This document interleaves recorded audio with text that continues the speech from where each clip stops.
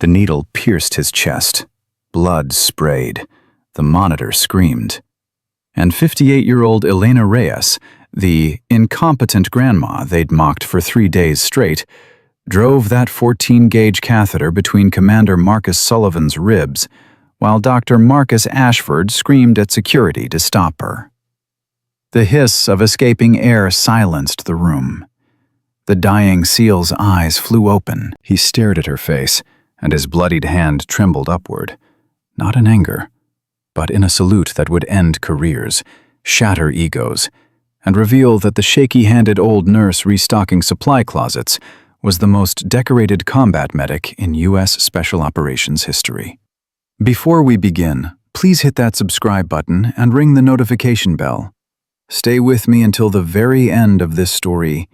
It'll change how you see the quiet heroes around you. And comment below with your city so I can see how far this story travels. Now, let's begin. The break room coffee tasted like burnt rubber, but Elena Reyes drank it anyway because caffeine was caffeine, and her shift had another 6 hours. Her hands shook as she lifted the chipped mug, that constant tremor she'd learned to ignore the way you ignore ringing in your ears or the phantom weight of a weapon you haven't carried in years. Through the doorway, laughter, young voices, cruel ones. 15 minutes to start an IV on a mannequin. 15. That was Brittany Cole, 24, perfect teeth, perfectly highlighted hair, perfectly dismissive of anyone over 40. Maybe she learned nursing from watching ER reruns. Dr. Jason Park, resident, cocky as hell. I give her 2 weeks max. First real code, she'll freeze up. Ashford says 1 week. He's betting $1,000 she quits. Elena set down her mug, studied her hands. 58 years old, liver spotted, scarred along the right thumb where shrapnel had torn through. They shook because the nerves were damaged beyond repair, burned when jet fuel ignited and melted her gloves into her skin. She'd held a tourniquet on Marcus Sullivan's femoral artery while the Black Hawk burned around them. 47 minutes. 47 minutes while her hands cooked. But they didn't know that. They saw an old woman with a suspicious 10-year gap in her resume who'd barely passed the clinical exam. They saw failure. Elena stood slowly. Her right knee, shattered when the helicopter hit the ridge, popped like a gunshot. She smoothed her oversized scrubs, bought from the discount bin because her VA check didn't stretch to trendy nursing uniforms, and walked past the break room without looking in. The laughter died, then picked back up. She'd heard worse. Mortar fire was louder. "Mrs. Reyes." Kayla Chen's voice stopped her. The young nurse stood in the hallway, one of maybe 3 people in this hospital who'd spoken to Elena like a human being. "I wanted to say, you did fine in orientation. Some people just need more time." "Thank you, Kayla. My grandmother was a nurse in the Philippines during the war. She taught me that wisdom beats speed every time." Kayla squeezed Elena's arm. "Don't let them run you off." Elena nodded, throat tight, and continued to the supply closet, her assigned station. Again, 4th shift in a row, relegated to inventory, while real nurses did real nursing. She was restocking suture kits when he appeared. Dr. Marcus Ashford, 35. Movie star handsome in that sharp-edged way of men who'd never been denied anything. Stanford undergrad, Johns Hopkins Medical School, chief of emergency medicine at 33. His father sat on the hospital board. His mother was a federal judge. His scrubs probably cost more than Elena's rent. Elena, not a question. I need you to understand how we operate here. This is Oceanside Naval Medical Center. We handle the highest level trauma on the West Coast. SEALs, Marines, naval aviators, when they get hurt, they come to us. We can't afford mistakes. Elena kept sorting. "I understand, Dr. Ashford." "Do you?" "Because I've reviewed your file. Community college degree, 10-year employment gap. You're 58, starting a career most people finish at 58. He leaned against the doorframe, arms crossed. I'm not trying to be cruel, but this isn't the place for on-the-job training. People die when we make mistakes. Yes, sir. So I'm being straight with you. I don't think you belong here. I think HR made a diversity hire, and I think you'll wash out. Prove me wrong or prove me right, but do it quickly. I don't have time to babysit. Elena looked up, really looked. And for just a flash, she didn't see an arrogant doctor. She saw a scared 23-year-old kid fresh from Fort Benning, trying so hard to be tough he couldn't see the IED in the road ahead. I'll do my best, doctor. Your best better be exceptional. He pushed off the doorframe. And Elena? If you can't handle the pressure, quit before someone gets hurt. He left. Elena stood among the suture kits and IV bags, hands shaking worse now. She pulled out her phone. 3 tries to unlock it with trembling fingers. She navigated to her photos, the locked folder, the one she never opened. 6 faces grinned from a flight deck. Her crew. Chief Warrant Officer Thomas Reyes, her husband, their pilot. Sergeant Marcus Sullivan, the SEAL they'd been extracting. Lieutenant Jane Kim, surgical tech. Corporals Davis and Martinez, door gunners. And in the middle, wearing a flight helmet 3 sizes too big, Captain Elena Reyes, call sign Angel 6. All dead except Marcus Sullivan. And her. The one who hadn't been fast enough. Elena locked the phone, went back to counting supplies. Her phone buzzed, text from the VA. Your disability appeal has been denied. You may refile with additional documentation. Rent was due in 6 days. She had $147 in checking. Maybe Ashford was right. Maybe she should just... The alarm screamed. Not the gentle overhead page, the klaxon. The bone-deep wail that made Elena's chest tighten because she knew that sound. Kandahar, Fallujah, Baghdad. Code Black. Multiple trauma incoming from Naval Air Station North Island. ETA 7 minutes. All available personnel to emergency. This is not a drill. The hospital transformed. Lazy afternoon shuffle became controlled chaos. Nurses sprinted past. Residents shouted.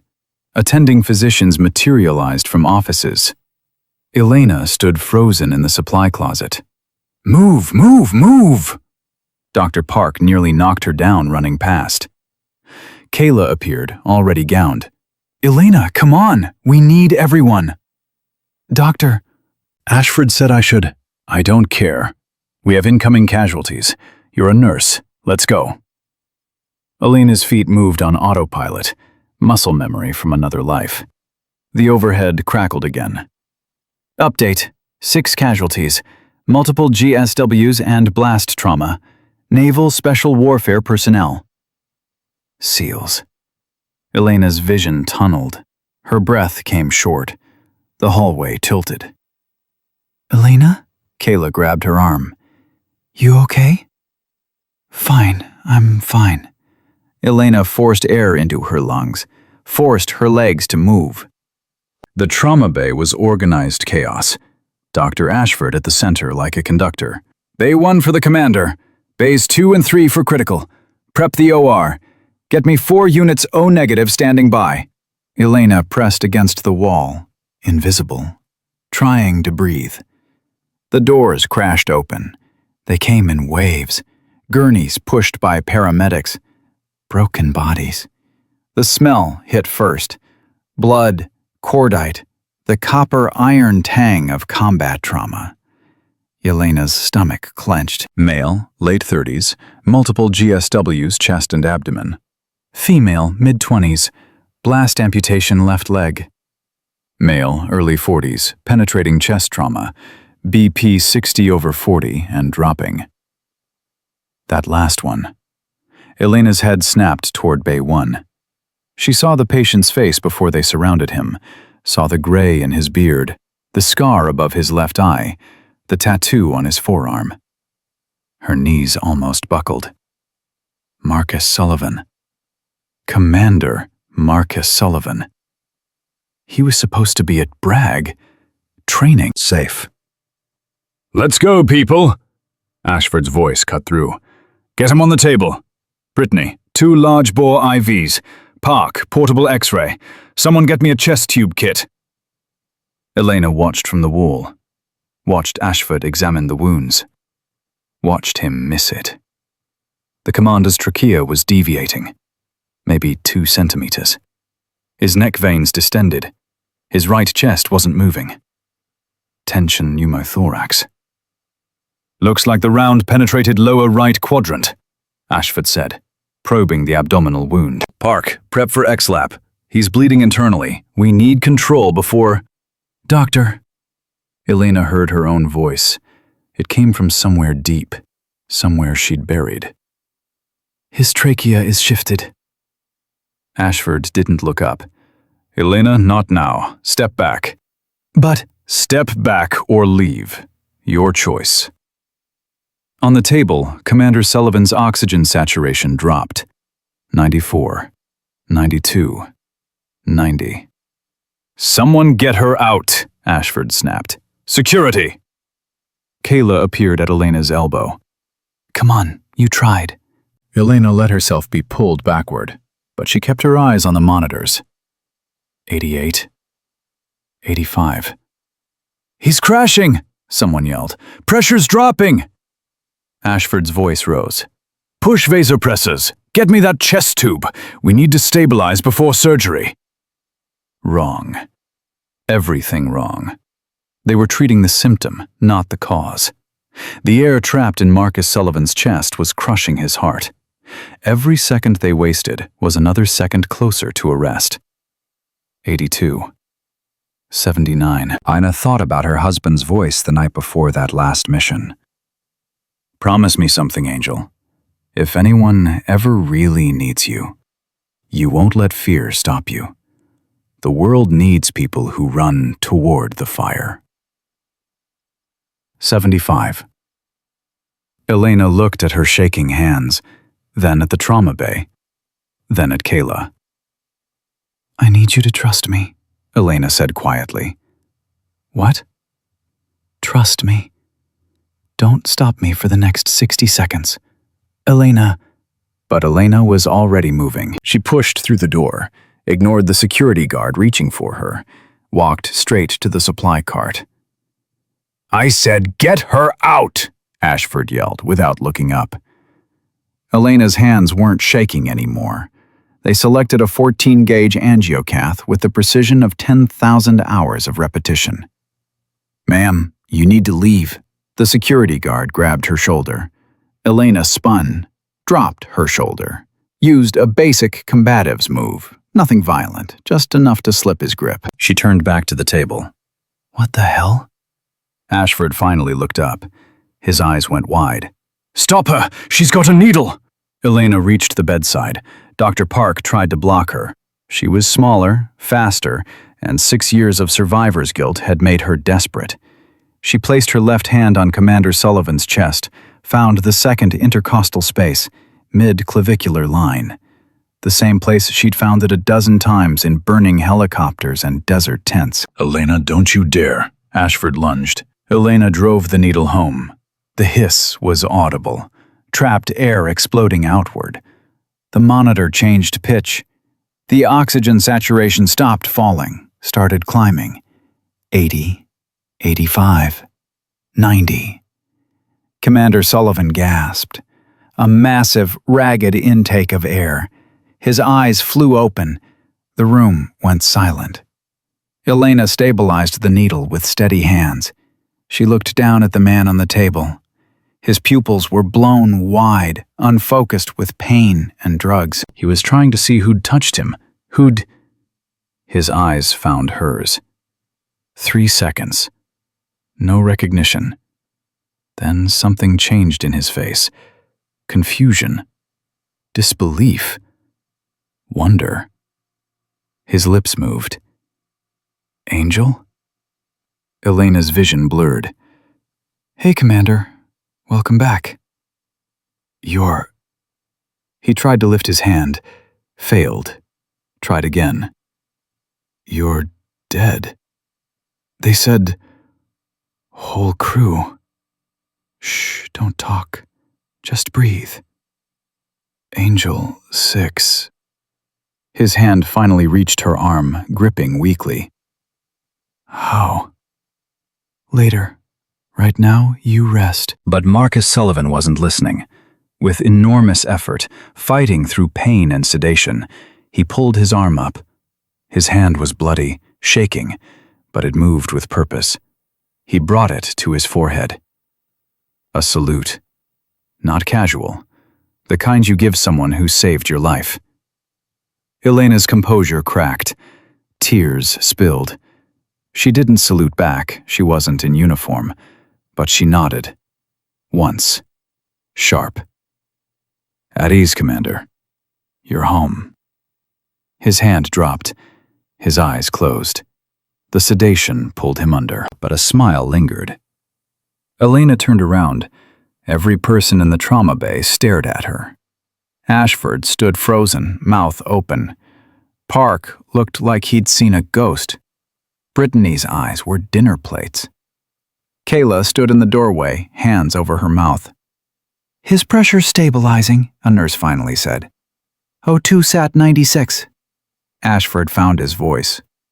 What did you just do? Elena looked at him. The fear was gone. The trembling was gone. She was just tired. Needle decompression for tension pneumothorax. He had air trapped in his pleural space, causing cardiac compromise. The abdominal wound was secondary. If you'd continued, he would have arrested in 3 minutes. You... Ashford's face cycled through emotions. You assaulted a doctor, performed an unauthorized procedure. You saved his life, Kayla said from the doorway, her voice steady. She saved his life, Dr. Ashford. She had no authorization. She's not even supposed to be in this bay. And yet, Kayla continued, the patient is breathing. His stats are improving. He's alive. Ashford stared at the monitor, at Commander Sullivan's steadily climbing numbers. Security, he finally said, voice shaking. Escort Ms. Reyes to administration. Now. 2 guards appeared. Elena didn't resist. As they led her away, Ashford called out, Someone find out who that patient is, and why he called her Angel. Elena walked between the guards, knee throbbing, hands starting to shake again. Behind her, controlled chaos of trauma medicine, life continuing without her. She'd run toward the fire. Now she'd burn. The administrative wing was corporate quiet, sterile. The kind of silence that makes healthcare feel like banking. Elena sat in leather too soft, too expensive. Her scrubs still speckled with Commander Sullivan's blood. Her hands in her lap, fingers laced to hide the tremor. Across the mahogany table, 3 people who'd decide her fate.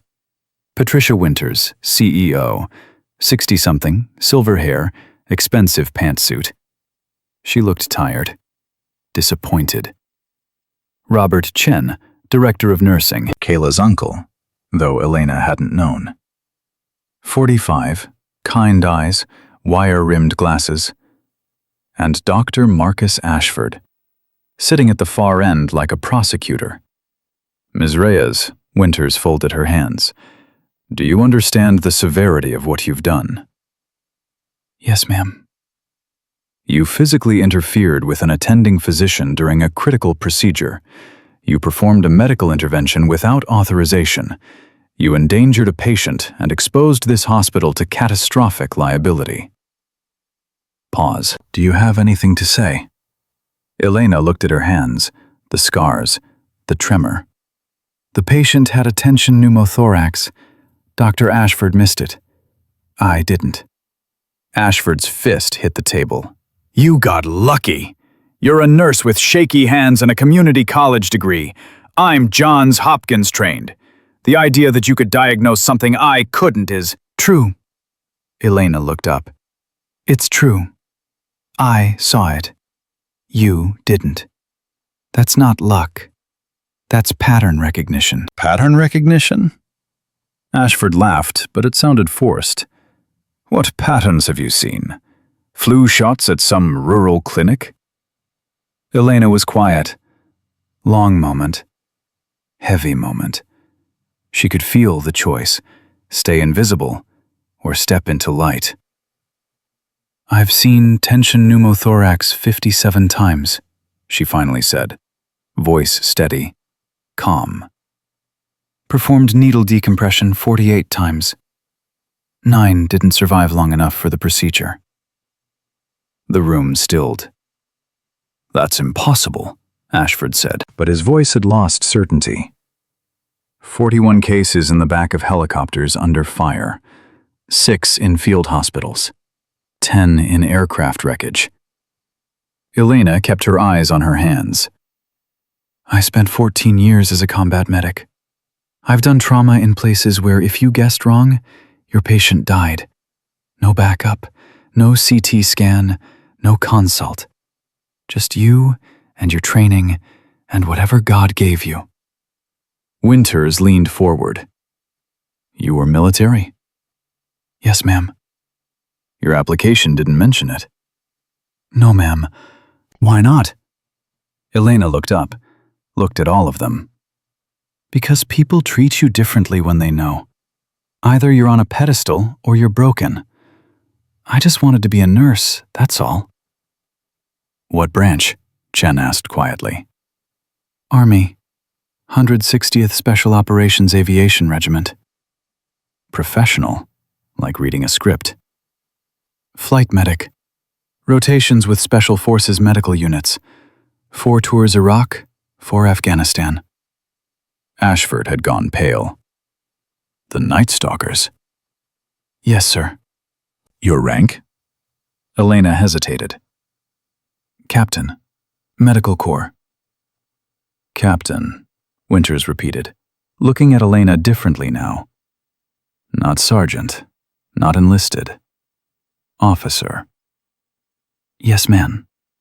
So you have a bachelor's degree, probably more, yet your application lists only an associate from BSN from University of Maryland, 2008. Master's in Trauma Nursing from Uniformed Services University, 2015. Certified in ATLS, TCCC, Special Operations Medical Training. Fluent Pashto, Conversational Arabic. She paused. None of that was on my application because I used my maiden name and didn't list military credentials. I wanted a fresh start. Silence stretched. Ashford broke it. If you're so qualified, why are you working staff? Why not trauma, flight nursing? Why the hell are you restocking closets? Elena looked at him. Really looked. Because 2 years ago, I couldn't get out of bed. Because I have PTSD that makes me jump at loud noises. Because my hands shake from nerve damage when the helicopter I was in got shot down and burned. Because the VA denied my disability 3 times and I spent my savings fighting. Because civilian nursing boards didn't know what to do with combat credentials and I had to start over. Pause. Because I'm tired, Dr. Ashford, and restocking closets is quiet. Nobody spoke. But that man in there, Elena continued, voice hardening. That commander you were about to kill with your ego? His name is Marcus Sullivan. 9 years ago, I pulled him from a destroyed compound in Kandahar. His femoral artery was severed. I held digital pressure 47 minutes while my husband flew our Black Hawk through SAM-infested valley to get him to a field hospital. Her hands weren't shaking. They were fists. My gloves melted into my skin. 3rd-degree burns, both hands. But I held that artery, because that's what you do. You don't quit.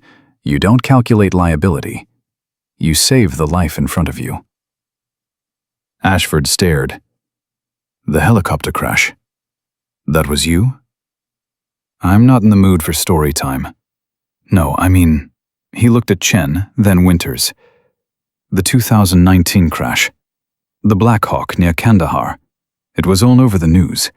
The whole crew died except... He trailed off, face going white. Except one medic. They said she tried to save everyone. Stayed with the aircraft until it exploded. Elena said nothing. They gave her the Silver Star. Ashford continued, voice barely audible. Posthumously, I thought. I remember because He stopped, swallowed. My brother was on that helicopter. Lieutenant David Ashford, co-pilot. The air left the room. Elena's hands started shaking. She stared at Ashford, seeing him differently, seeing the ghosts. David Ashford, she whispered. He went by Ash. Had a picture of his family in his helmet. Little brother in medical school. Ashford's eyes shone. You knew him. He saved my life. When the fuel tank exploded, he shielded me, pushed me out before... Elena's voice cracked. I'm sorry. I'm so sorry I couldn't save him. I tried to go back in, but the fire... Stop. Ashford held up a hand, jaw working. Just stop. Silence suffocated. Winters cleared her throat. I think we need a recess. This is beyond... No. Ashford stood abruptly. No recess. I need to say something. He walked around the table, stood in front of Elena. She looked up at this man who'd spent 3 days making her feel worthless, and saw a kid mourning his brother. I was wrong, Ashford said. Each word cost him. Completely, absolutely wrong. His voice broke. My brother died, and nobody could tell me what happened. Reports were classified. All I knew was an inexperienced crew took a risk they shouldn't have, and everyone died. I blamed the medic, the survivor, you. Elena's eyes filled. It was my fault. I called for the extraction. To save a SEAL team surrounded and outgunned, Ashford shot back. I looked it up. They declassified some last year. Your crew saved 13 lives that day. 13 operators who'd have died if you hadn't made that call. 14 lives, Elena whispered. Marcus Sullivan was one of them. Ashford nodded slowly. 14 lives, at the cost of 6 crew members. He sat heavily beside her. I've been punishing you for my brother's death, making you pay for surviving when he didn't. That's why I didn't want you here. He stopped, breathed. Why I'm resigning. Effective immediately. What? Winters stood. Marcus, you can't! I almost killed a man today because I was too arrogant to listen. That's unacceptable. That's malpractice. This woman I've mocked and belittled, she saw what I missed because she's forgotten more about trauma than I'll ever learn. He looked at Elena. You should have my job. I don't want your job. Then what do you want? She thought about Commander Sullivan's whispered angel, about her hands that shook but still knew, about Kayla's grandmother and wisdom beating speed. I want to teach, she finally said. I want to train your residents and nurses to see what I see, to listen, to remember that behind every wound is a terrified person, and our job isn't being the smartest in the room, it's being the person they trust when everything's falling apart. Winters and Chen exchanged glances. We don't have a position for that, Chen said carefully. Make one, Ashford said. You want this hospital to be the best? She's how. Put her in charge of trauma training, mandatory for every resident and nurse. I'll take a pay cut to fund it. That's not how budgets work. Then figure it out. Because if she walks, I'm walking. And I'm telling everyone why. Elena stared. You don't have to. Yeah, Ashford said, voice rough. I really do. For my brother. For the 13 lives your crew saved. For the man breathing downstairs because you wouldn't let me kill him. He held out his hand. I'm sorry, Captain Reyes. For everything. Elena looked at his hand. This man who'd tormented her from his own grief. This imperfect, broken person trying to be better. She took it, shook it. Call me Elena. The captain stayed in Afghanistan. Then call me Marcus. The Golden Boy's dead too. Winters rubbed her temples. Strangest personnel meeting in 30 years. She looked at Chen. Can we even create that position? Naval brass have been asking for improved combat trauma training for civilian staff, Chen said slowly. They want our people better prepared for military casualties. If we pitch this as DoD funded... Do it, Winters said. Whatever you need. Bus, Elena. She looked across the table. If you take this, you'll have to tell people who you are. No more hiding. Elena felt the weight. The exposure. The questions. The thank you for your service she'd avoided. But she thought of Commander Sullivan's salute, of Kayla's grandmother, of her husband's voice. Run toward the fire. Okay, she whispered. Okay, I'll do it. Ashford stood, extended his hand again. Welcome to Oceanside Naval Medical Center, Director Reyes. Elena took his hand, stood. Her knee popped, but she didn't wince. One condition, she said. Name it. You stay. You work with me. Because you're not a bad doctor, Marcus. You're just a scared one. And I can teach you not to be. Ashford's eyes widened. Then, slowly, he smiled. Deal. Winters stood. Then it's settled. Chen, draft the paperwork. Ashford, you'll report to Elena starting Monday. Elena? Welcome home. They shook hands. Professional. Official. But as Elena walked out of that conference room, flanked by the man who'd tried to destroy her and the administrators who'd just saved her, she felt something she hadn't felt in 6 years. Purpose. The hallway led back toward the trauma bay. She could hear the monitors, the controlled chaos, the sound of life being saved. Kayla appeared from around the corner. Elena, they said, did they fire you? No, Elena said, smiling for the first time in recent memory. They promoted me, Kayla squealed. Actually squealed, then hugged her. I knew it. I knew you were something special. How's Commander Sullivan? Stable, in recovery. Asking for you. Kayla pulled back. He said to tell Angel that he owes her a beer. 2 beers. Maybe a whole brewery. Elena laughed. Actually laughed. Tell him I'll collect. But first, she looked at Ashford. First, I need to call the VA and tell them I won't be needing that appeal after all. Use my office, Ashford said. And Elena? Thank you. For saving him. For saving me. Elena nodded, turned toward the stairs. Behind her, Kayla whispered to Ashford, What just happened? Comma, Ashford said quietly. Comma happened. Elena climbed the stairs to the administrative offices, each step a little steadier, her hands shaking just a little less. She'd run toward the fire. And she'd survived. Again. The recovery room smelled like antiseptic and old coffee. Elena stood outside Commander Sullivan's door at 0600 the next morning, her hand hovering over the handle. She'd been standing there for 3 minutes. Couldn't make herself go in. He asked for you specifically. The night nurse, an older woman named Dorothy, appeared beside her with a chart. Every time he wakes up, where's Angel?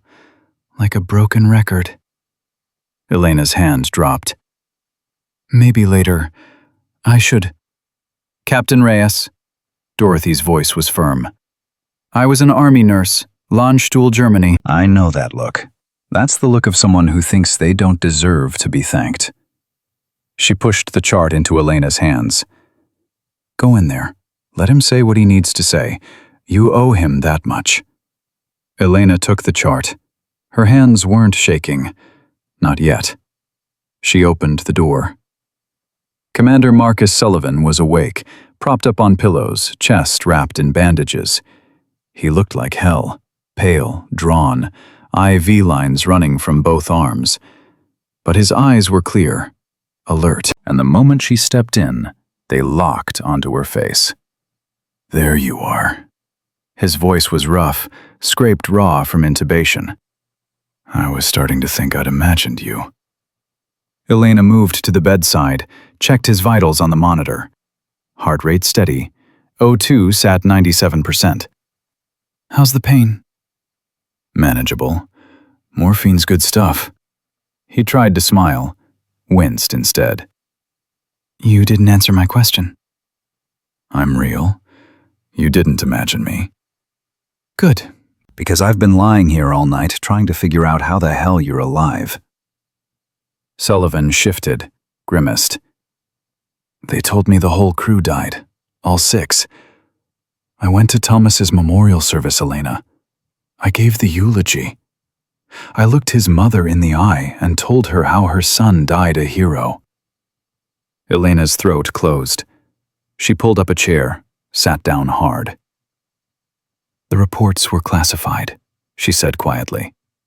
Still are, mostly. What did they tell you? That the Black Hawk went down 15 clicks from the extraction point. Enemy fire. Crashed and burned. No survivors except the flight medic, who died 2 days later from her injuries. Sullivan's eyes searched her face. That was you.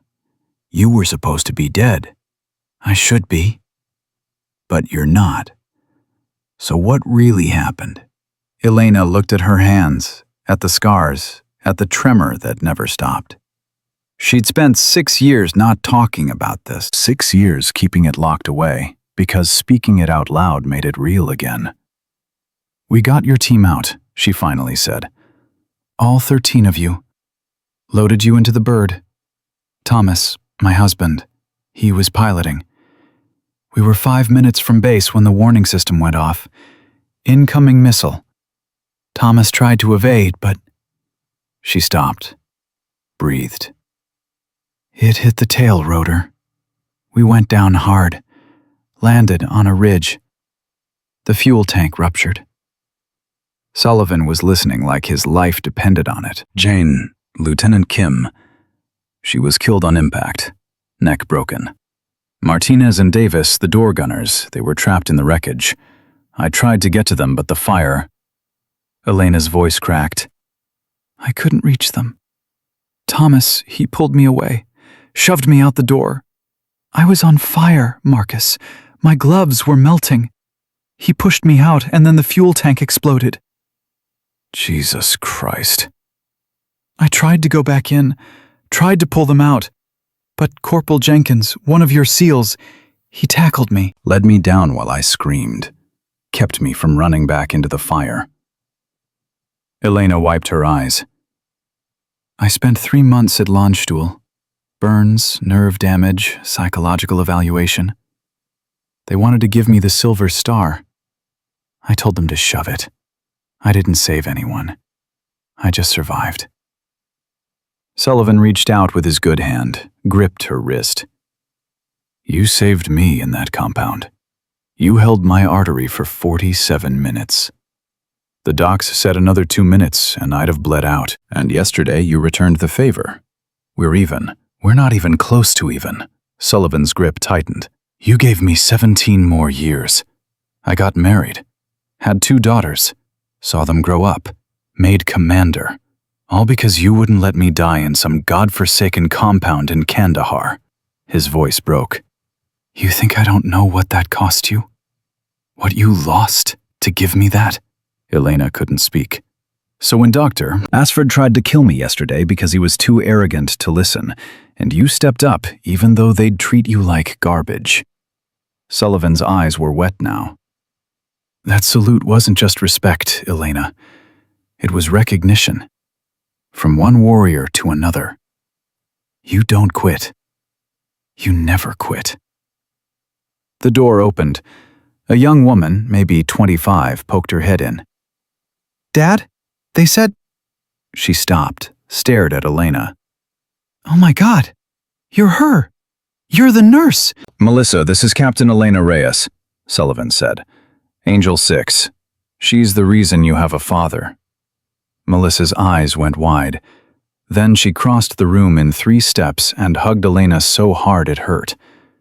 Thank you. Thank you so much. I can't.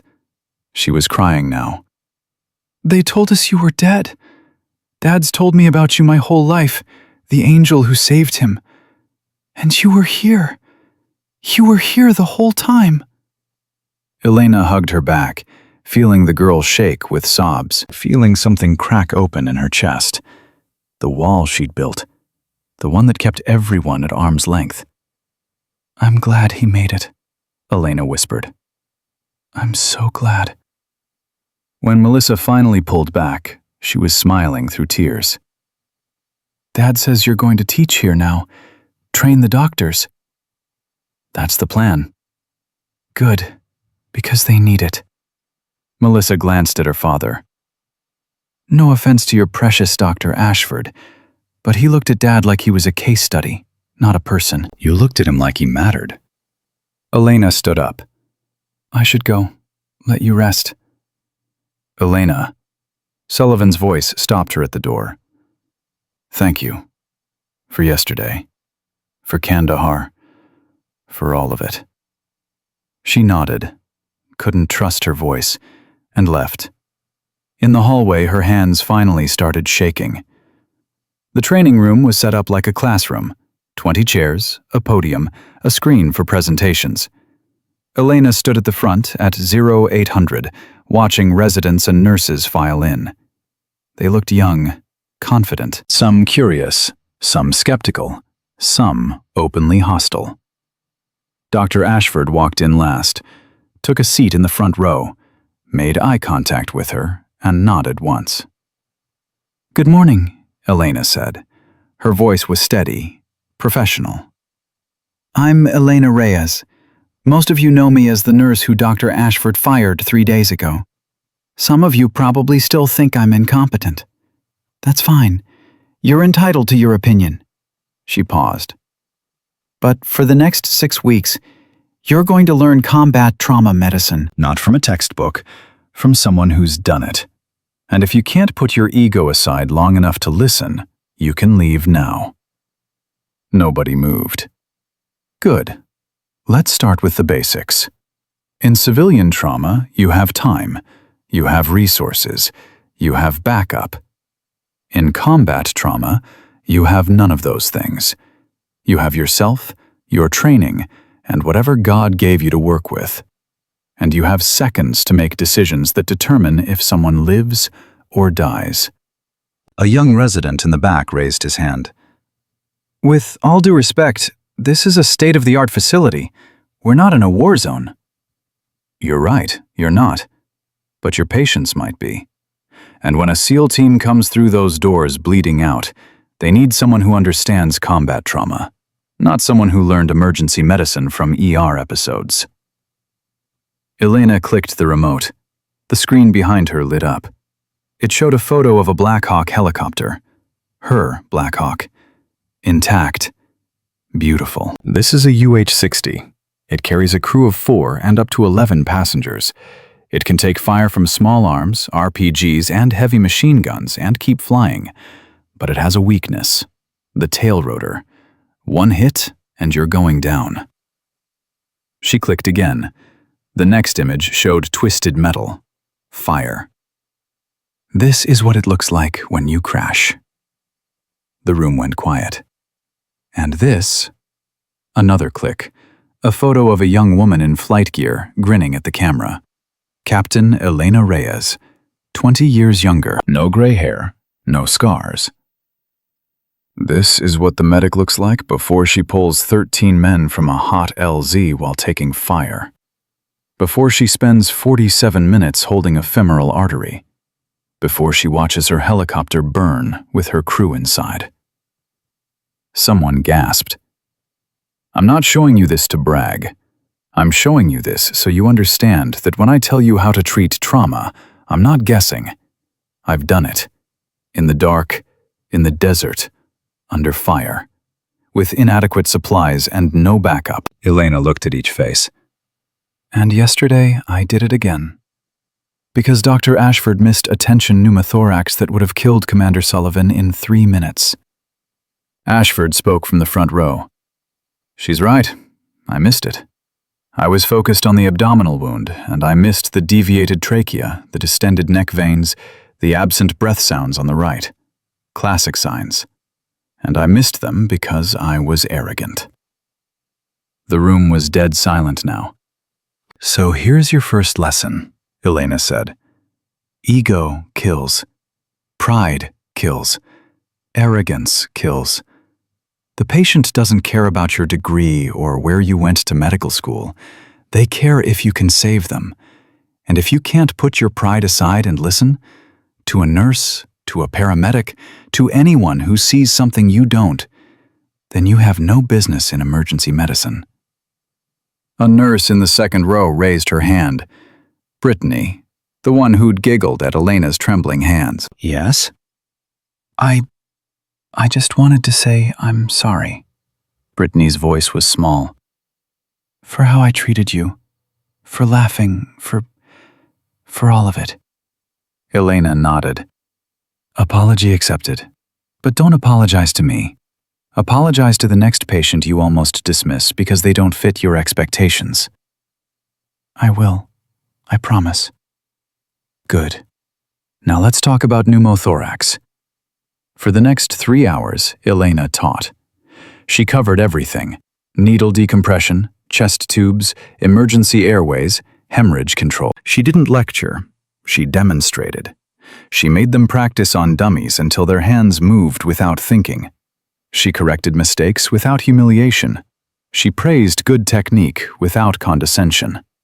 And when Ashford volunteered to be the dummy for a chest tube placement, letting a nervous resident practice on him with a trainer model, the entire room saw what leadership looked like. At 1300, they broke for lunch. Elena was packing up her materials when Kayla approached. That was incredible, Kayla said. I've never seen anyone teach like that. It's just trauma medicine. No, it's more than that. You're teaching them to see people, not cases. To listen, not assume. My grandmother would have loved you. Elena smiled. How's your grandmother? She passed 2 years ago. Cancer. Kayla's eyes got distant. She worked until the day she couldn't get out of bed. Said nursing wasn't a job, it was a calling. I think about that a lot. She sounds like she was an amazing woman. She was, and she would have said the same about you. Kayla hesitated. Can I ask you something personal? Sure. Do the nightmares ever stop? Elena looked at her, really looked, and saw something she'd missed before. The dark circles, the way Kayla's hands trembled slightly when she thought no one was watching, the 1,000-yard stare that came and went. You've seen trauma, Elena said quietly. My younger brother. Car accident. I was first on scene. I'm the one who called 911. I tried CPR, but... Kayla's voice broke. He was already gone.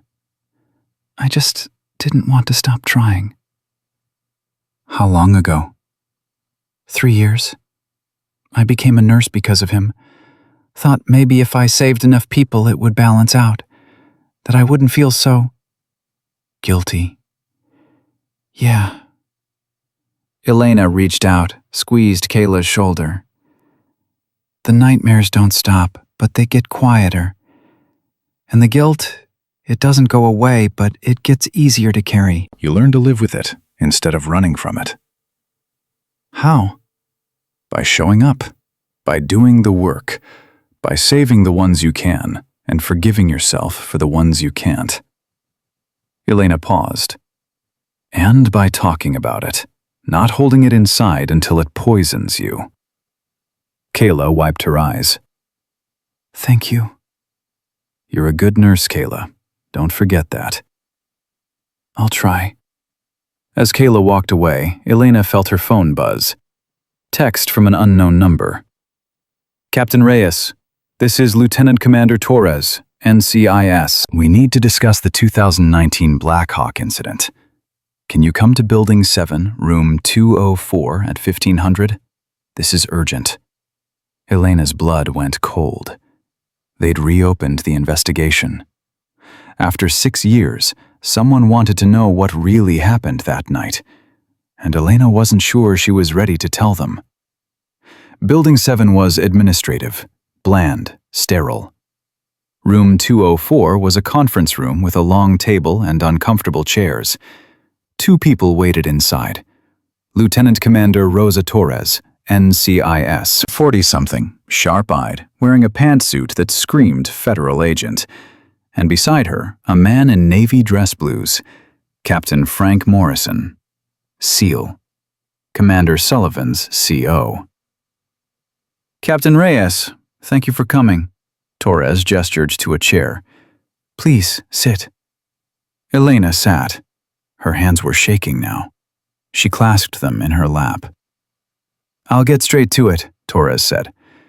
We're reopening the investigation into the Black Hawk crash that killed your crew. New evidence has come to light that suggests the incident wasn't just enemy fire.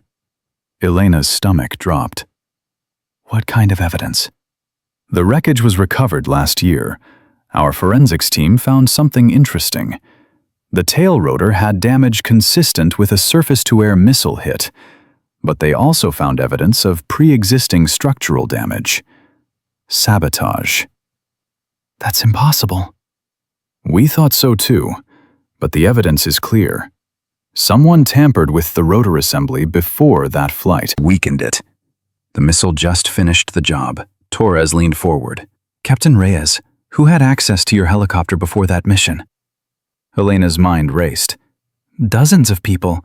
Maintenance crews, flight line personnel, other pilots. But who had motive? Morrison spoke for the first time.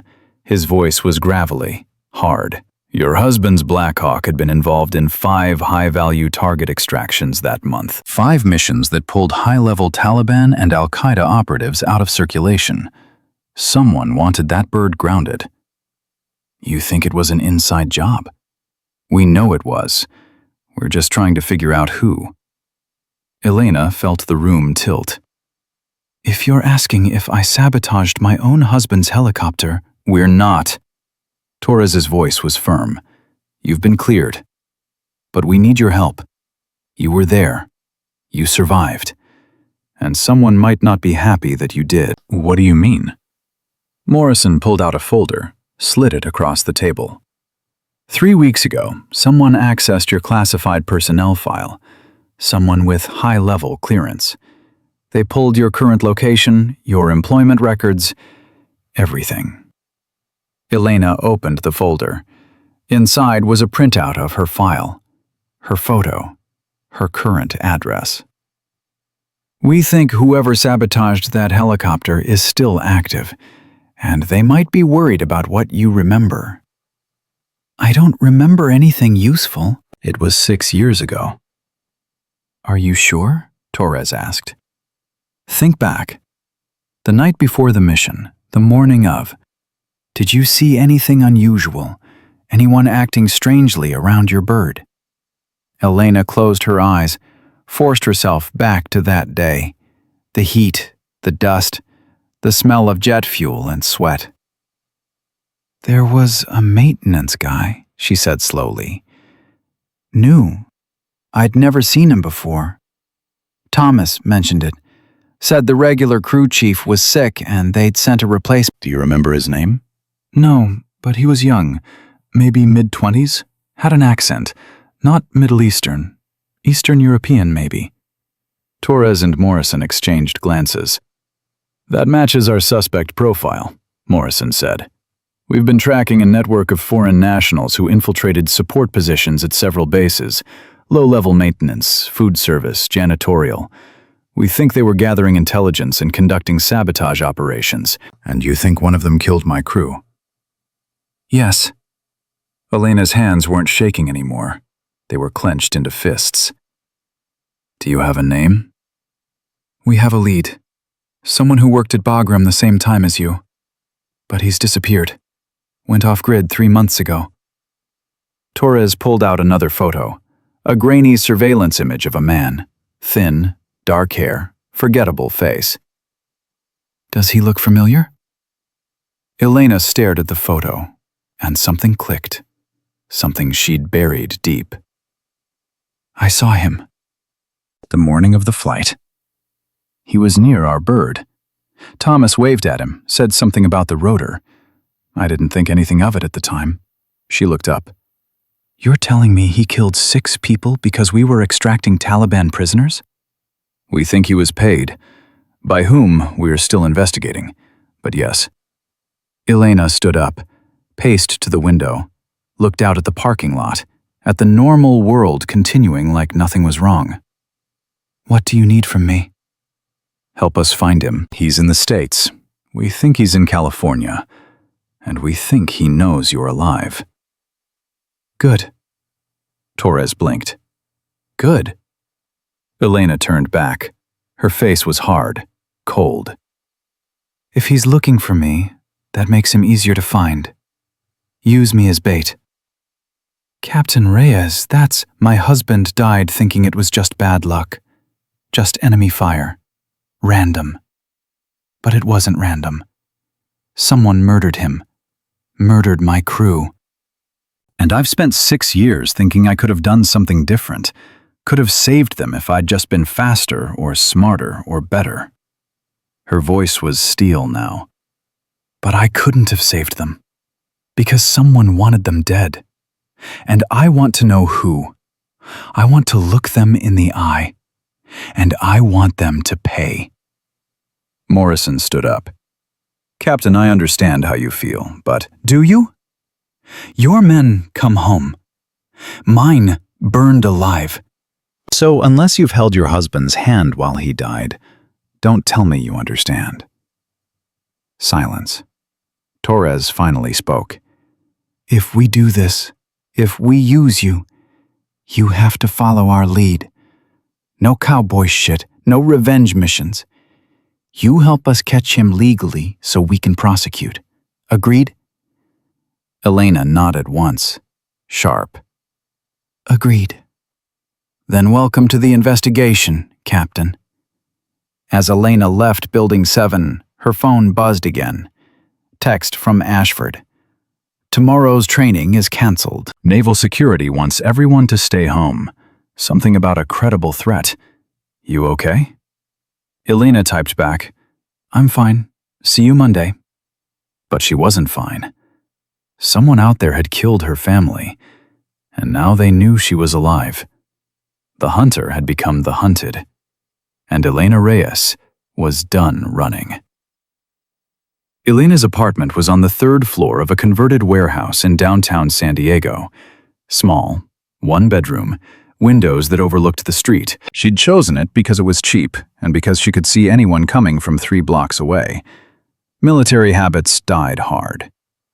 She locked the door behind her, checked the windows, drew the blinds. Then she went to her bedroom closet and pulled out a metal box from the top shelf. Inside was a Glock 19, military issue, legally registered. She hadn't touched it in 2 years. Her hands shook as she checked the magazine. 15 rounds.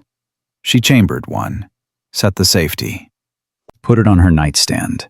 Then she sat on the edge of her bed and let herself shake. Someone had killed Thomas. Had killed her crew. And now they knew she was alive. Her phone rang. Unknown number. Elena stared at it. Let it ring twice. 3 times. Answered. Hello? Breathing, heavy, deliberate. "Who is this?" The breathing continued, then a click. Dead line. Elena's heart hammered.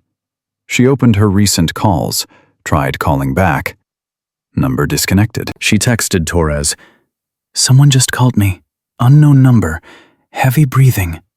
Then hung up. Response came immediately. "Don't answer unknown numbers. We're monitoring your phone now. If they call again, keep them talking. We can trace it." Elena set the phone down, stood up, paced. She was a soldier. She'd been shot at, mortared. She'd performed surgery while helicopters burned around her. But this waiting, this not knowing, this was different. This was terror. She didn't sleep that night. Just sat in her living room with the lights off and the Glock in her lap, watching the street below. Watching for movement, for shadows, for anything wrong. At 0430, a car pulled up across the street. Dark sedan, tinted windows. It sat there for 10 minutes, engine running. Then it pulled away. Elena wrote down the license plate, sent it to Torres. At 600, her alarm went off. Training started at 800. She hadn't slept. Didn't matter. She got up, showered, dressed in fresh scrubs, put the Glock in her bag. Then she went to work. The hospital felt different. Elena walked through the main entrance, and every person she passed looked suspicious. The janitor mopping the floor, the visitor checking in at the desk, the maintenance worker fixing a vending machine. Any of them could be watching her. "Elena!" Kayla appeared beside her, startling her so badly she nearly dropped her bag. "Wow, sorry. Didn't mean to scare you." "It's fine. Just tired." "You look exhausted. You okay?" "Didn't sleep well." Kayla studied her face. "Want to talk about it?" "Not really." "Fair enough. But if you need anything, coffee, a listening ear, a place to hide from annoying residents, I'm here." Elena managed to smile. "Thanks, Kayla." In the training room, 20 faces stared at her, young, eager, and one of them might be working for the man who killed her husband. Elena pushed the thought away, focused. "Good morning. Today we're covering hemorrhage control, specifically, how to keep someone alive when they're bleeding faster than you can replace fluids." She clicked the remote. The screen showed an anatomical diagram. There are 5 places on the human body where you can bleed to death in under 3 minutes. Who can name them? A young resident raised his hand.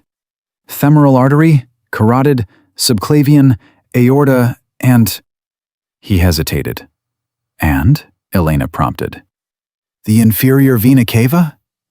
"Close. The answer I was looking for is the iliac vessels. But yes, a complete IVC tear will kill you just as fast." She clicked again. "Let me tell you about the time I had to clamp a femoral artery with my bare fingers for 47 minutes. She told them about Kandahar, about Marcus Sullivan, about holding pressure while her gloves melted.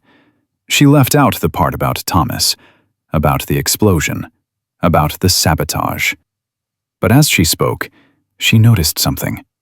A young nurse in the back row, Asian, mid-20s, taking notes.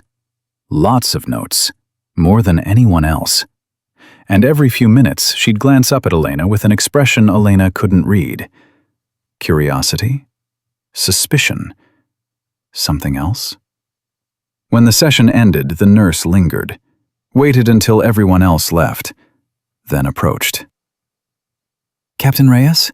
I'm Amy Chen, Kayla's cousin." Elena relaxed slightly. "Nice to meet you, Amy. I wanted to say, what you did for Commander Sullivan, that was incredible." "And I'm sorry for what happens to your crew." Amy paused. "My Uncle Robert told me about the investigation, about the sabotage." Elena went very still. "He told you?" "I have security clearance. I'm actually a Navy Reserve nurse. He thought I should know in case something happened. Amy lowered her voice. Captain, are you safe? Do you need protection? I'm fine. Are you? Because you look like you haven't slept in days. And you keep scanning the room like you're expecting an ambush. Elena's jaw tightened. Old habits. Or justified paranoia. Amy pulled out a card. This is my personal number. If you need anything, and I mean anything, you call me. Day or night. Understood? Elena took the card. Thank you. And, Captain, be careful who you trust. Even here. Amy left. Elena stood there, card in hand, feeling the weight of those words. Even here. She went to her office. It was small, barely more than a closet with a desk and a filing cabinet. But it was hers. She unlocked the door, stepped inside. Everything looked normal. Desk, chair, files, computer. But something felt wrong. Her chair was pulled out slightly. She always pushed it in. Always. Elena set her bag down slowly, opened her desk drawer. Her notebook was there, but it was at a different angle. Someone had moved it. She pulled out her phone, called Torres. Someone's been in my office. Are you sure? Yes, my things have been moved. Don't touch anything else. I'm sending a team. How fast can they get here? 20 minutes. Can you wait outside your office? Yeah. Elena stepped into the hallway, locked the door behind her. Then she saw him. A maintenance worker, same one from this morning, fixing the vending machine. He looked up as she emerged, made eye contact. Then he ran. Elena didn't think, she chased.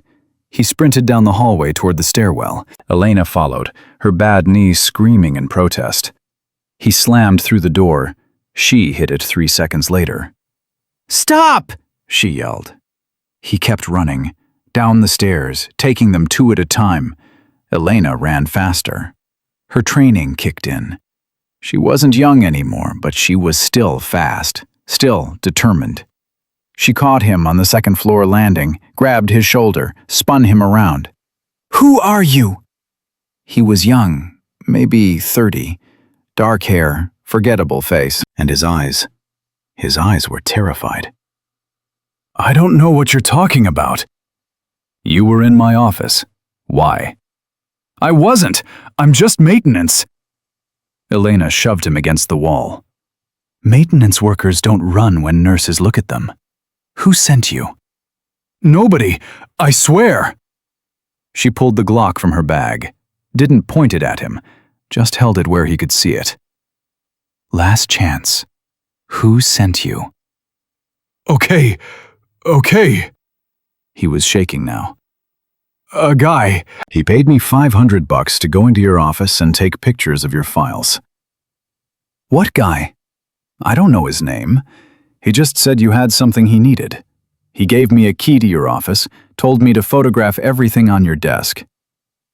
What did he look like? White guy, maybe 40.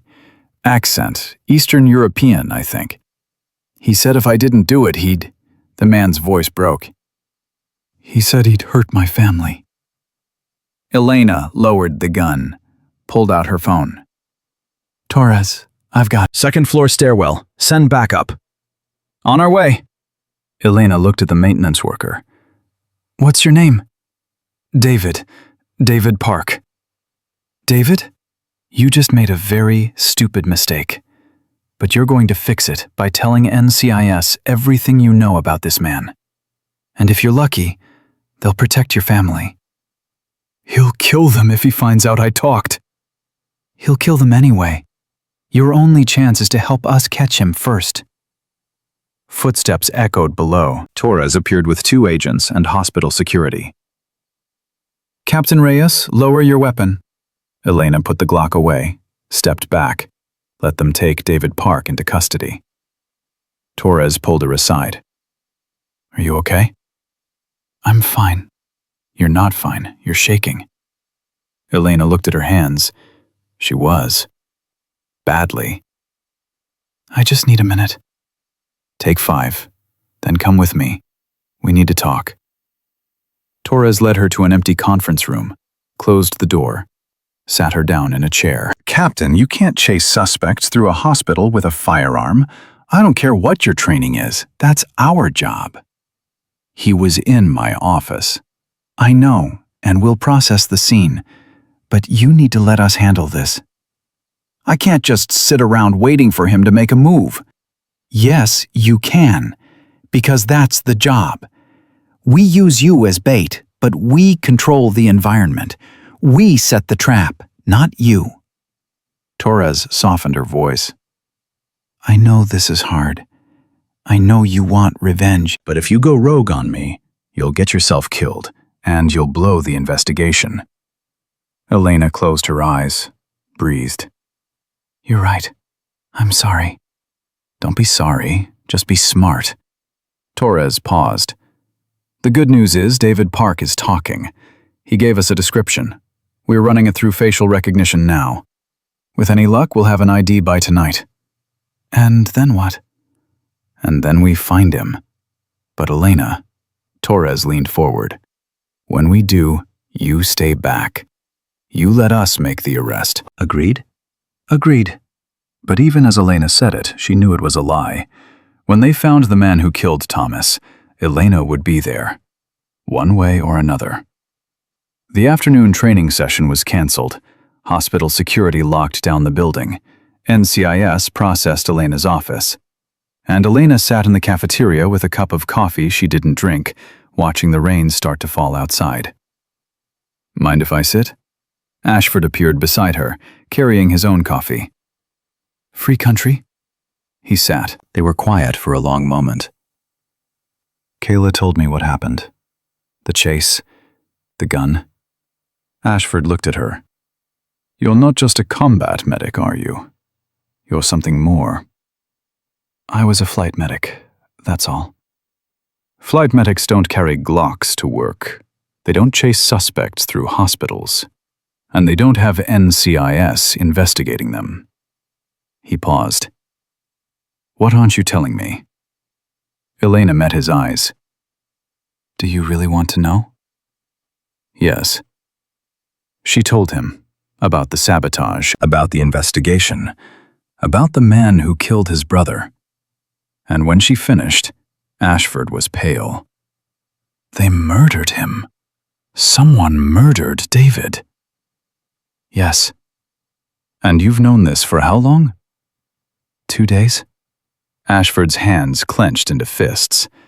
And you didn't think to tell me? It's classified. I wasn't supposed to tell anyone. I'm his brother. I know. And I'm sorry, but nothing. Ashford stood up, paced. 6 years. 6 years I've been blaming you, hating you, thinking my brother died because someone made a stupid mistake. But he didn't. He was murdered. And the person who did it is still out there. NCIS is close. They have a lead. How close? Very. Ashford turned to face her. When you find him, because I know you're going to be there when they do, I want to be there too. Marcus, he was my brother, Elena. The only family I had left after my parents died. So don't tell me to stay out of it. Don't tell me to let NCIS handle it, because I have just as much right to face that son of a bitch as you do. Elena stood, walked over to him. If you come, you follow my lead. You do what I say, because this isn't about revenge. It's about justice. And if we screw this up, he walks. Understood? Understood. They shook hands, and in that moment, something shifted between them. They weren't just colleagues anymore. They were allies, bound by grief and the need to see it answered. Elena's phone buzzed. Text from Torres. We have an ID. Dmitry Volkov, Former Russian military, currently living in Chula Vista under the alias Daniel Vance. We're moving on his location tonight at 2200. If you want to be there, be at the NCIS office at 2100. Come alone. Elena showed Ashford the text. I'm going, he said. She said alone. I don't care. I'm going. Elena sighed. Fine, but you stay in the car. You don't engage. You just watch. Agreed? Agreed. That night, Elena and Ashford drove to the NCIS field office in downtown San Diego. Torres met them in the parking lot. I said alone, Captain. He's coming. He deserves to be here. Torres looked at Ashford, saw something in his face that made her nod. Fine. But you're both staying in the tactical van. You observe only. If either of you interferes with this operation, I will arrest you. Clear? Crystal, Elena said. They drove in convoy to Chula Vista. 3 unmarked cars, 1 tactical van. Elena and Ashford sat in the back of the van with 2 NCIS agents, watching monitors showing feeds from the agents' body cameras. The target house was small, unremarkable, lights on inside. All units, this is Torres. We have visual confirmation of the target, preparing to breach on my mark. She paused. Mark! The door exploded inward. Agents poured inside, shouts, movement, then a gunshot. Elena's heart stopped. Shots fired! Shots fired! Target is armed and... The feed cut out. Torres! Elena leaned toward the radio. Torres, respond! Static. Then, target down. Repeat, target down. We need a medic. Elena was moving before she thought. Out of the van, running toward the house, Ashford right behind her. Captain Reyes, stand down, someone yelled. She ignored them, burst through the broken door. Torres was on the floor, blood spreading across her chest. An agent was doing compressions. Elena dropped beside her. Move! She ripped open Torres's shirt. Gunshot wound, left upper chest, subclavian or maybe the apex of the lung. She put her hands over the wound, applied pressure. I need a trauma kit, now! Someone shoved a bag into her hands. She tore it open. Gauze, hemostatic agent. She packed the wound, taped it. Torres's eyes were open, staring. Stay with me, Rosa. You hear me? Stay with me. The target, Torres whispered. Did we? Don't talk. Save your energy. Did we get him? Elena looked up. Across the room, her scrubs soaked. Ashford appeared beside her. Is she? She'll make it. Wound's not fatal if they get her to surgery fast. They stood there, breathing hard, adrenaline fading. Then an agent called out, Hey, you need to see this! Elena and Ashford walked over. The agent was holding a laptop, open, showing a document. It's a list, names, dates, targets. The agent scrolled.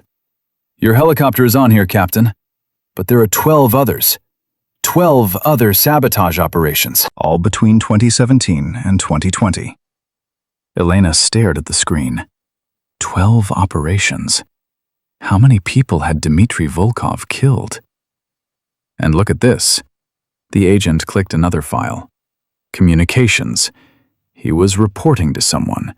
Someone with the code name Raven. Who's Raven? We don't know yet. But based on these emails, the agent's face went pale. Raven is American. Military or intelligence. High clearance. And they're still active. Elena's stomach dropped. Volkov wasn't working alone. He was working for someone on the inside. Someone who might still be hunting her. The investigation wasn't over. It had just begun. Elena stared at the laptop screen until the letters blurred. Raven. An American. Someone with clearance. Someone who'd ordered the death of her husband and crew. We need to get this to headquarters, the NCIS agent said, closing the laptop. Run the communications through forensics. Maybe we can trace— No. Elena's voice was flat. Not yet. Everyone turned to look at her. Captain Reyes, this is evidence. We need to— If Raven is military intelligence with high clearance, they'll know the second you upload that to any government server. They'll disappear. Elena looked at Ashford. We need to find them first, before they know we're looking. Ashford nodded slowly. She's right. Whoever this is, they've stayed hidden for 6 years. They're careful, connected. The moment this goes through official channels, they're gone. The agent looked uncertain. I need to call this in. Then call it in, but don't upload those files. Not until we have a suspect. Elena paused. How many people knew about tonight's operation?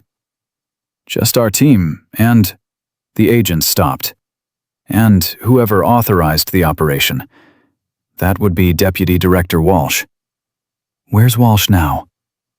DC, at headquarters. Elena pulled out her phone, called Captain Morrison, Commander Sullivan's CO. He answered on the second ring. Captain Reyes? It's late. Volkov is dead. But he was working for someone. Codename Raven. American military or intelligence. High clearance. Elena's voice was steel. I need you to run a quiet background check on everyone who had access to information about my husband's missions in 2019. Everyone. That's a lot of people. I don't care. Start with anyone who knew about tonight's raid. Deputy Director Walsh included. Morrison was quiet for a long moment. You think it goes that— We should go, before someone shows up and starts asking questions we can't answer. They left, walked back to Elena's car through the rain, got in. Neither of them spoke until they were 10 blocks away. What are you thinking? Ashford finally asked. I'm thinking about who knew I was alive, who knew I was working at Oceanside. Elena gripped the steering wheel. I didn't tell anyone. I used my maiden name. I didn't list my military service. So how did they find me? Who hired you, Elena? Patricia Winters, the CEO. And who else knew about your military background before you revealed it? Elena thought back. No one. I interviewed with Winters. She approved my hire. Robert Chen processed the paperwork. That's it. Chen, Kayla's uncle. You think Robert Chen is a Russian asset? I think anyone could be. That's the problem. Ashford rubbed his face.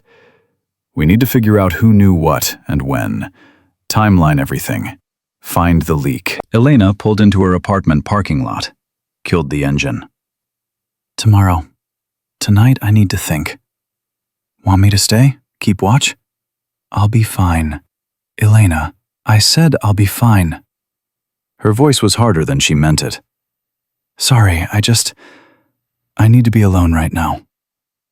Ashford nodded, got out. But before he closed the door, he said, Lock your doors. Keep your gun close. And if anything feels wrong, you call me. I don't care what time it is. I will. He left. Elena sat in her car for a long time, watching the rain streak down the windshield. Then she went inside, locked the door, checked the windows, put the Glock on her nightstand, and tried not to think about the fact that somewhere out there, Raven was watching her. She didn't sleep, just lay in bed staring at the ceiling, her mind racing. At 0400, her phone buzzed. Text from an unknown number. Captain Reyes, we need to talk. Come to the hospital, Base 7. Alone. 0500. Come alone, or people die. Elena's blood went cold. She called the number. Disconnected. She should call Morrison, should call NCIS, should do everything by the book. Instead, she got dressed, put the Glock in her waistband, and drove to the hospital. The parking lot was empty, the main entrance locked. Elena used her ID badge to get in through the emergency entrance.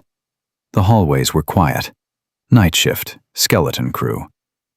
She walked toward Bay 7, her hand on the Glock, every shadow a threat. The bay was dark, empty, or so it seemed. Captain Reyes, the voice came from behind her. Elena spun, gun drawn. Robert Chen stood in the doorway, hands up. Don't shoot, please. Robert? What the hell? I'm sorry. I'm so sorry. I didn't know what else to do. His voice was shaking. They have Kayla. Elena's heart stopped. What? They took her, 2 hours ago, from her apartment. They said if I didn't get you here alone, they'd kill her. Tears streamed down his face. I didn't know who to call. I couldn't call the police. They said they'd know. They said they're watching. Who took her? I don't know. I got a call. A man with an accent. He said they had my niece. He put her on the phone. She was crying, Elena. She was so scared. Robert's voice broke. He said if I brought you here alone by 0500, they'd let her go. If I didn't, It's a trap. I know. But what was I supposed to do? Let them kill her? Robert grabbed Elena's arm. Please, you're a soldier. You've done this before. You can save her. Elena pulled her arm free, scanned the bay. Where are they? I don't know. They just said to get you here. Robert, listen to me very carefully. You were used.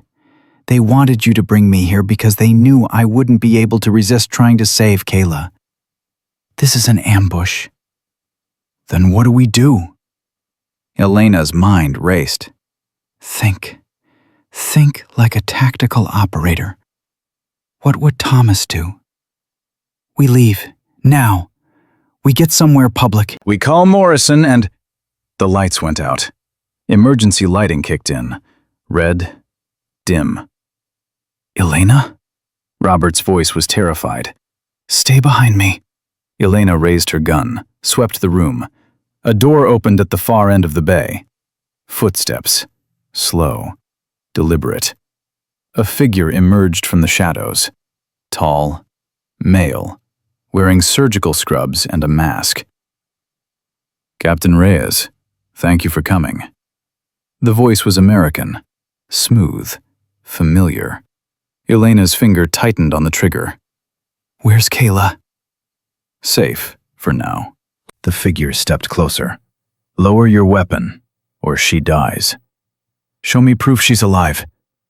The figure pulled out a phone, held it up. The screen showed a live feed. Kayla, bound to a chair, gagged, crying, but alive. Now lower your weapon. Elena didn't move. Who are you? I think you know. The figure reached up, pulled down the mask. Elena's world tilted. It was Dr. Jason Park, the young resident, the one who'd mocked her, the one who'd been in every training session, taking notes, watching her. You're Raven. Park smiled. Very good, Captain. Although technically my father is Raven, I'm just the guy who does his dirty work. Your father? General James Park, Deputy Director of the Defense Intelligence Agency. He's the one who ordered the hit on your helicopter. I'm the one who made sure it happened. Park's smile widened. And I'm the one who's been watching you since you started working here, making sure you didn't remember anything that could tie back to us. Elena's mind spun. Park. He'd been there all along, in her training sessions, in the trauma bay, watching, reporting. Why? Why kill my crew? Because your husband's unit was getting too close to an operation my father had running. Arms deals with Taliban leadership. Your crew extracted 3 high-value targets that knew about it, so we couldn't let them talk. And we couldn't let your crew live to ask questions. Park shrugged. Business. Nothing personal. Nothing personal? Elena's voice was lethal. You murdered 6 people for money? For $30 million each. Park's eyes glittered. My father's retirement fund. My inheritance. All dependent on keeping certain secrets buried. And then you survived, which was inconvenient. But we thought you were broken, harmless, until you saved Commander Sullivan and NCIS started poking around. So you sent Volkov to kill me? And he failed, which means I have to clean up his mess. Park pulled out a syringe. This is going to look like an overdose. Tragic. The traumatized veteran couldn't handle the stress, took too many pills. Very sad. Elena raised her gun. I'll shoot you before you get close. And Kayla dies. My associate is watching that feed right now. If anything happens to me, if I don't check in every 10 minutes, he kills her. You're bluffing. Am I? Park held up his phone. Text him. Ask him to hurt her. See if I'm bluffing. Elena's hand shook. Not from nerve damage, from rage. Behind her, Robert sobbed. Please, please don't hurt her. I'll do anything. You already did what I needed, Robert. You brought her here. Park looked at Elena. Last chance, Captain. Drop the gun. Take the injection. Die quietly. Or Kayla dies screaming. Elena's mind raced. Options, tactics, scenarios. She couldn't shoot Park, not without killing Kayla. She couldn't take the injection. She'd die. She couldn't run. Park would call his associate. She was trapped. Tick-tock, Captain. My associate is getting impatient. Elena lowered her gun. Slowly. Good. Now kick it away. She kicked it. The Glock slid across the floor. Park stepped forward, syringe raised. You know, I actually admired you. The way you survived, the way you rebuilt. Very impressive. Shame it has to end like this. He reached for her arm. Elena moved. She grabbed his wrist, twisted. The syringe fell. She drove her elbow into his throat. Park gagged, stumbled back. Elena lunged for her gun. Park recovered faster than she expected. He tackled her. They hit the ground hard, fighting for the weapon. Robert, run! Elena screamed. But Robert didn't run. He stood frozen, watching. Park's hand found the Glock first. He swung it toward Elena's face. She blocked with her forearm. The gun went off. The bullet hit the ceiling. They struggled, rolling, fighting. Park was younger, stronger, but Elena was meaner, more desperate. She got her thumb in his eye, pressed hard. He screamed, lost his grip on the gun. Elena grabbed it, rolled away, came up on her knees. Park was on his feet, running toward the door. Elena fired, once, twice. He went down, clutching his leg, screaming. Elena stood, walked over, put her foot on his chest, gun pointed at his head. Where's Kayla? Go to hell.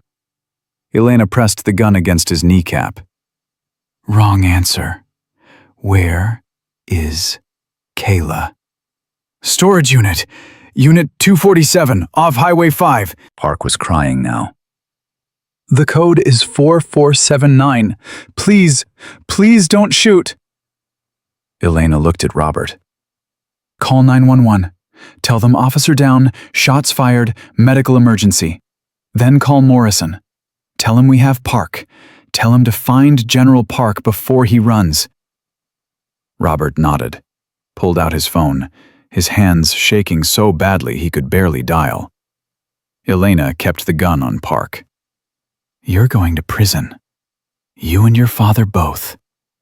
And I'm going to make sure everyone knows what you did. You don't understand, Park gasped. My father, he has friends, powerful friends. They'll kill you before you testify. They'll... Let them try. Elena's voice was ice. I've died once already. Didn't take. Sirens wailed in the distance, coming closer. Elena pulled out her phone, called Ashford. Elena? What? Highway 5, storage facility, Unit 247, code 4479. Kayla's there. Go, now. I'll explain later. She hung up, looked down at Park. You know what the funny thing is? I was going to let it go. I was going to live quietly, train nurses, try to forget. But you couldn't leave it alone. You had to come after me, had to try to kill me. Elena smiled. It wasn't a nice smile. Big mistake. The doors burst open, hospital security, then NCIS agents, then Morrison himself. Captain Reyes, lower your weapon. Elena did, stepped back. Let them take Park into custody. Morrison approached her. You okay? Been better. Been worse. Elena looked at him. General James Park, DIA, Deputy Director. He's Raven. His son just confessed everything. You need to arrest him before he disappears. Morrison pulled out his phone, made a call. This is Captain Morrison. I need a priority arrest warrant for General James Park, DIA. Charges include conspiracy to commit murder, treason, and about 10 other things I'll list later. I want him in custody in the next hour. I don't care if you have to pull him out of bed. Do it. He hung up, looked at Elena. Done. Elena's legs gave out. She sat down hard on the floor, adrenaline crash hitting her like a freight train. Morrison sat beside her. Your friend Ashford just called. He found Kayla. She's alive. Shaken up, but alive. Elena closed her eyes. Thank God. You did good, Captain. Real good. I almost got her killed. No. You saved her. And you caught the bastards who killed your crew. Morrison paused. Thomas would be proud. Elena's vision blurred. She'd held it together through everything. The chase, the fight, the confrontation. But those 4 words broke her. She cried. For the first time in 6 years, she let herself cry. For Thomas. For Jane. For Martinez and Davis. For all of it. Morrison put his arm around her shoulders, didn't say anything, just sat with her while she fell apart. And when she finally stopped, when the tears dried up and the shaking subsided, she felt something she hadn't felt in years. Peace. Not happiness, not joy, just the quiet certainty that she'd done what she needed to do, that she'd honored her crew, that she'd made it right. What happens now? She asked. Now you go home, get some sleep. Let us handle the paperwork. Morrison stood, helped her up. And tomorrow, you go back to being a teacher. Because that's what you're good at. And God knows we need more teachers like you. Elena nodded, started to walk away, then stopped. Morrison, thank you for believing me, for helping me. That's what we do, Captain. We take care of our own. Elena walked out of the hospital into the dawn. The rain had stopped. The sky was clear. The sun was coming up over the ocean, painting everything gold. She drove home, showered, changed into clean clothes, and when her phone rang at 800, she answered. Captain Reyes, this is Patricia Winters. I just heard what happened. Are you all right? I'm fine. Thank God. Listen, I want you to take the next few days off. Rest. Recover. We'll handle everything here. Actually, Mrs. Winters, I'd like to come in today. I have a training session at 10:00. Elena, I know what I just did, and I know what I need to do now. I need to teach. Elena's voice was firm. Because that's who I am. That's who I've always been. I teach people how to save lives, and I'm not going to stop just because some corrupt general tried to kill me. Winters was quiet. Then, "You're incredible. You know that?" "I'm just a nurse." "No, you're so much more than that, and we're lucky to have you." Elena hung up, looked at herself in the mirror. Gray hair, scars, wrinkles, trembling hands, but also strength, resilience, purpose. She was Captain Elena Reyes, Angel 6, the ghost medic, and she was done hiding. The training room fell silent when Elena walked in at 09:45. She was 15 minutes early. Her scrubs were fresh, but her face told the story. Bruised jaw, split lip, exhaustion carved into every line. 20 faces stared at her. Word had spread fast. The nurse who'd caught a traitor. The veteran who'd taken down a general's son. The woman who'd saved Kayla Chen. "Good morning," Elena said. Her voice was steady despite the lip. "I know you've all heard what happened. I know there are questions. But we're not here to talk about that. We're here to learn how to save lives. So open your trauma manuals to Chapter 7. We're covering tension pneumothorax. Again, because clearly some of you still don't recognize it fast enough." A hand shot up in the back. Young resident, nervous. "Yes?"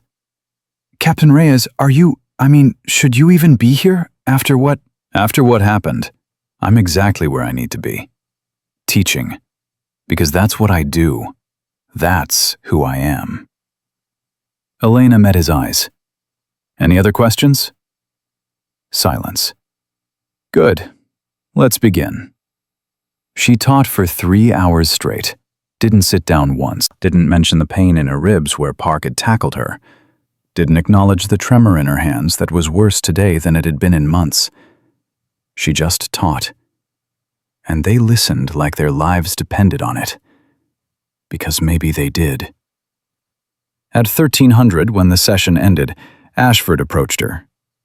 "You should go home. Rest." "I'm fine." "Elena, you're favoring your left side. Your lip is bleeding again. You're not fine." She touched her lip, came away with blood. "Okay, maybe I'm not fine, but I'm here, and that matters." "It does, but you don't have to prove anything to anyone." "I'm not trying to prove anything, I'm trying to—" She stopped, thought about it. "I'm trying to show them that you don't quit. No matter what happens, no matter how hard it gets. You show up. You do the work. That's what being a professional means." Ashford smiled. "You sound like my brother. He used to say the same thing. Show up, do the work. Everything else is just noise." He was right. Yeah, he was. Ashford paused. "Hey, I got a call from Morrison. General Park is in custody. They arrested him at his home this morning. Didn't even let him finish his coffee." Elena felt something unclench in her chest. "Good." "And Jason Park is in federal custody. They're charging him with attempted murder, conspiracy, kidnapping. The list goes on. Morrison said they'll both be going away for a long time." "How long?" "Life, maybe death penalty if they can prove treason." Elena nodded. She should feel satisfied, vindicated. But mostly she just felt tired. "There's something else," Ashford said quietly. "Commander Sullivan wants to see you. He's being discharged tomorrow. He asked if you'd come by before he leaves." "I'll go now." She found Sullivan in his room, dressed in civilian clothes, packing his bag. He looked better, color in his face, moving without wincing. "Captain Reyes," he straightened. "I heard what happened. Are you okay?"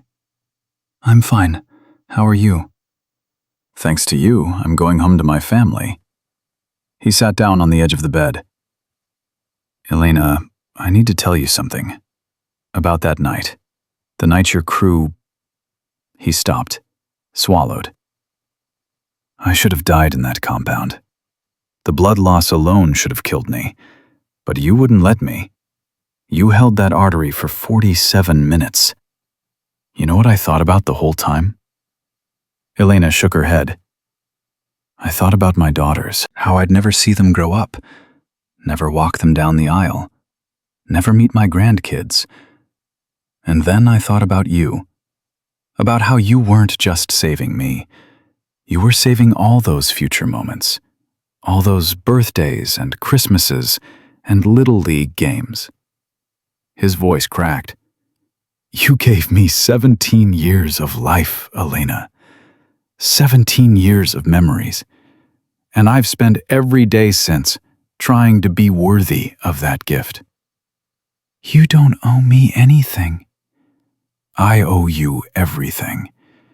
And so does my family. That's why I'm going to make sure everyone knows what you did. Not just for me, for all of us. Before Elena could respond, the door opened. Kayla walked in. She looked pale, shaken, but alive. Behind her came Ashford, and behind him a group of people Elena didn't recognize at first. Then she did. Sergeant Marcus Sullivan's team, the 13 SEALs her crew had extracted from Kandahar. They were older now, some had gray hair, some had scars. But they were alive. Captain Reyes, one of them stepped forward, tall, bearded. I'm Master Chief Petty Officer David Jenkins. I was the one who tackled you, who kept you from running back into the fire. Elena's breath caught. I remember. I've regretted that every day since. Wondered if I'd made the right call. If maybe I could have helped you save... He stopped. But I couldn't. The fire was too intense, and you were already burned. If you'd gone back in, you'd have died too. I know. Do you? Because I've watched you these past few days. Watched you blame yourself. Carry that guilt. And I need you to hear this. Jenkins looked at his team. They all nodded. We're alive because of you. All 13 of us. We have families, kids, careers, lives. Because your crew didn't hesitate. Because you didn't hesitate. And we've spent 17 years trying to honor that sacrifice. Another SEAL stepped forward. I'm a doctor now, trauma surgeon. Because of what I saw you do that night. Another. I'm a firefighter, because someone pulled me from the fire. Now I do the same. Another. I teach high school, because I got to live, because you gave me that chance. One by one, they told her what they'd done with the lives she'd saved. And Elena stood there, tears streaming down her face, understanding for the first time that her husband's death hadn't been meaningless. That Jane and Martinez and Davis hadn't died for nothing. They'd died so 13 men could live, could love, could build families, could make the world better. We have something for you, Jenkins said. He pulled out a wooden box, opened it. Inside was a medal. The Silver Star. The one she'd refused 6 years ago. We can't give you back what you lost, Jenkins said. But we can give you this. Recognition. Respect. The knowledge that you're a hero.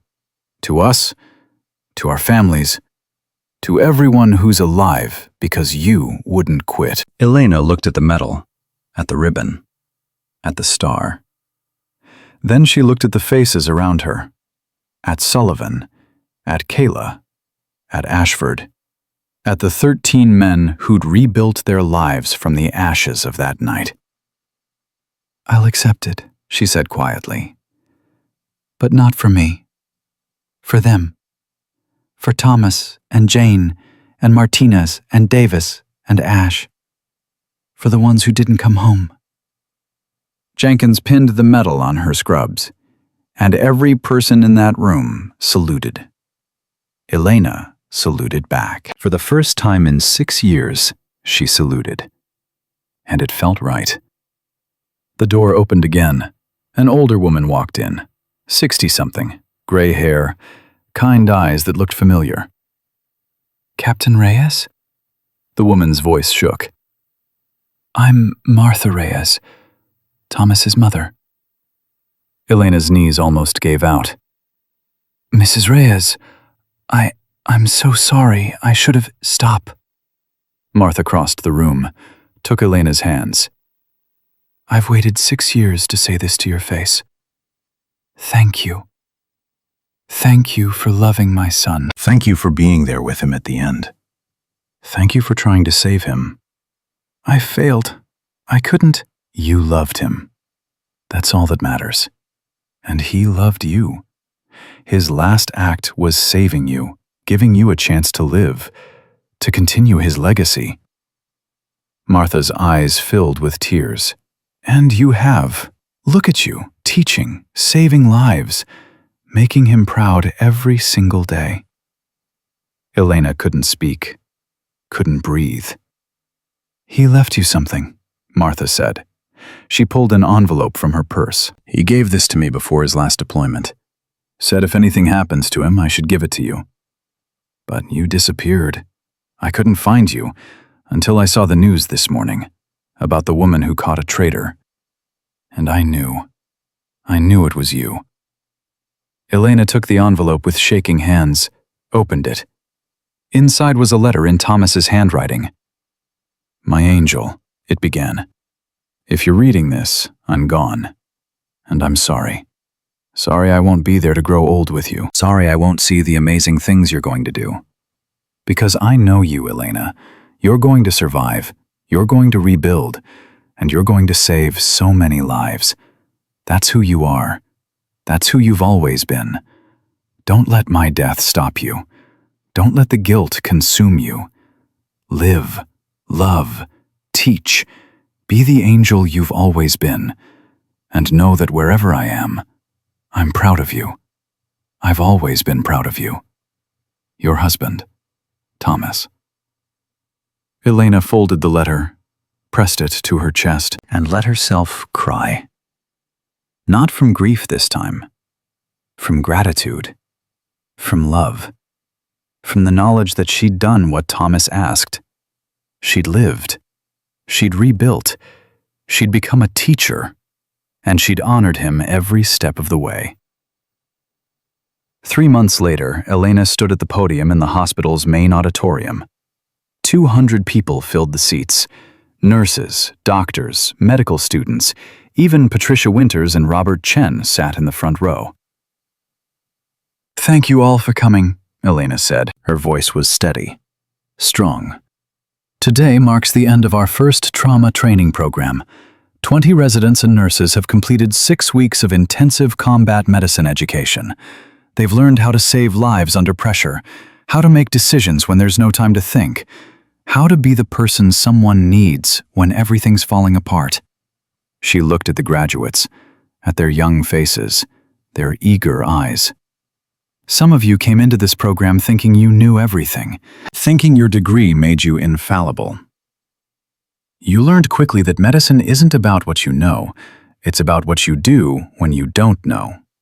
When the patient is dying and the textbook doesn't have an answer, and you have to trust your training and your instincts and your humanity." She paused. "I lost my crew because someone chose money over honor, chose corruption over duty. But they didn't win. Because I'm still here, still teaching, still saving lives. And so are all of you. You're the legacy. You're the reason my husband and my crew didn't die in vain." She pulled out her silver star, held it up. "This medal represents sacrifice. It represents courage. But most of all, it represents the idea that one person can make a difference. One medic, one nurse, one doctor, one human being who refuses to quit, who shows up, who does the work. She looked at Ashford in the audience, at Kayla, at Commander Sullivan sitting with his family, at Martha Reyes, at the 13 SEALs scattered throughout the crowd. I was 58 years old when I walked into this hospital. Broken, scared, trying to disappear. And you all taught me something important. You taught me that it's never too late to start over. Never too late to matter. Never too late to be the person you were meant to be. She smiled. So to the graduates, go forth, save lives, make mistakes and learn from them. Be humble, be kind. Be the nurse or doctor your patient needs, not the one your ego wants you to be. And remember, medicine isn't a job, it's a calling, and you've answered it. The auditorium erupted in applause. People stood, cheered, and Elena stood there, hands shaking, heart full, knowing she'd finally found what she'd been searching for. Purpose, peace, home. After the ceremony, Ashford approached her. That was beautiful. It was true. I have something to tell you. I got offered a position at Johns Hopkins, head of trauma surgery, big salary, big office, everything I thought I wanted. Elena's heart sank. Are you taking it?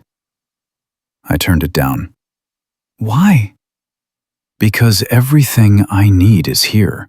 I'm learning more from you in 6 weeks than I learned in 4 years of residency, and I'm not stupid enough to walk away from that. He smiled. Besides, someone has to keep you from chasing suspects through hospitals. Elena laughed, really laughed. Deal. That night she stood on her apartment balcony, watching the sun set over the ocean. She held Thomas's letter in one hand and her silver star in the other. I did it, she whispered to the wind.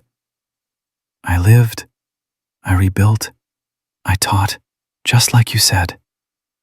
And somewhere, she knew he was smiling. 6 years ago, Captain Elena Reyes died in a helicopter crash in Afghanistan. But she didn't stay dead. She came back. She survived. She fought. And she won.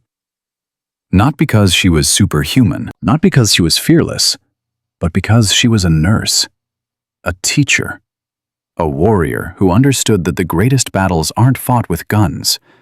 They're fought with compassion, with knowledge, with the refusal to give up when someone needs you.